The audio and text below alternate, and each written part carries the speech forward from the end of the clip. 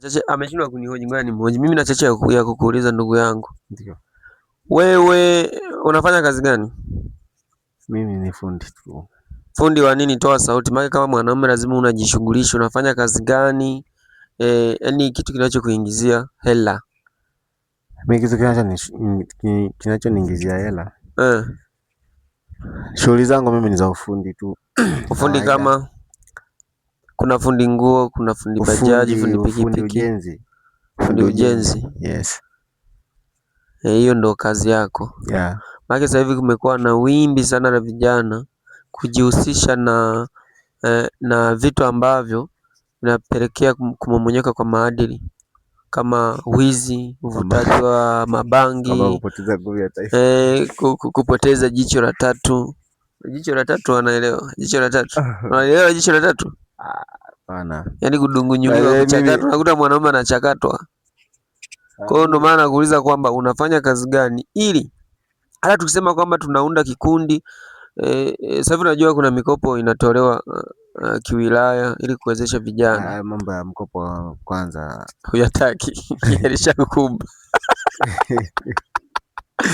Ndugu watazamaji, jamaa hataki mambo ya mkopo. Tutamuuliza baadaye ni kwa neno mkopo kwanza nikilisikiaga tu kwenye akili yangu kwanza naona kwanza cha kwanza mkopo ni mzuri, lakini ni kipingamizi kikubwa cha maendeleo.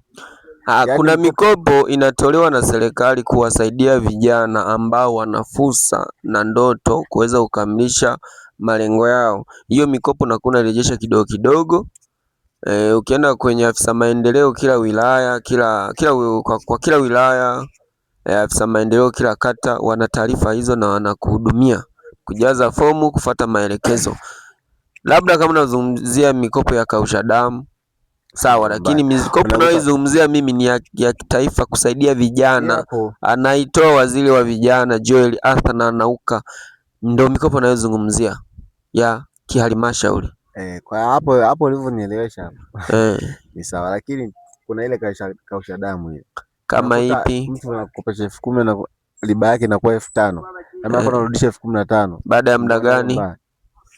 Yaani hiyo siku 7. Hata kama ni siku 7 ni siku ngapi? Yaani hiyo haina guarantee kwamba ni siku ngapi. Hata kama ukikopa leo afu ukikopa saa 3 ukamlipa saa 4 urudishe 15,000. Kwa hiyo ndo ambayo hutaki wewe. Hiyo ndo mbaya zaidi. Ndo mbaya zaidi. Yeah. Lakini hiyo umefarijika kuweza kuichukua muda wote mikopo ya halmashauri, kwa sababu ile pale ipo kama kumwezesha kijana ambaye anapambana kuanzia pale ulipo, kukuwezesha kusonga mbele. Haipo kama huna plans ya kuweza kufanya biashara unaifanya. Hii hapo ni nzuri sana, inasaidia kwa sisi vijana. Ukiangalia kwenye maisha, mtu kwa mfano anamaliza darasa la 7, unakuta hana mbele wala nyuma. Kwa hiyo hapo akipatiwa mkopo, kwa mfano kama hivyo, anapewa hata bodaboda. Unaona kuna vijana wengi sasa hivi wanachukua mkopo bodaboda, unakuwa unarejesha 13,000 kwa siku. Yaani ni kitu ambacho kinatuwezesha vijana sisi. Yaani unakuta lazima uwe una sehemu pa kujishikiza.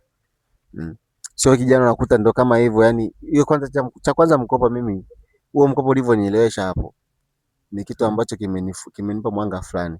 Kwanza yani kwanza kuna kitu fulani kitatokomea. Kwa mfano kama vibaka na nini, vijana hatakuwa na akili ile ya kuwaza kwamba nimemaliza shule labda nikaibe nifanye sio nini. Moja kwa moja director atakuwa nikawaza mimi bodaboda, labda bodaboda sio, japokuwa naona kwamba sio kazi, lakini ni kazi ambayo inaingiza hela, inaendesha familia. Watu wengi wanafanikiwa kupitia nini?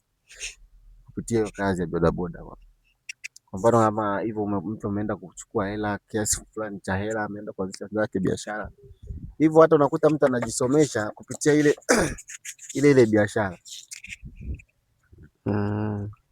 Kwa hiyo mikopo ya kiserikali ni mizuri, inasaidia sana kwa sisi vijana, inasaidia. Umenichanganya.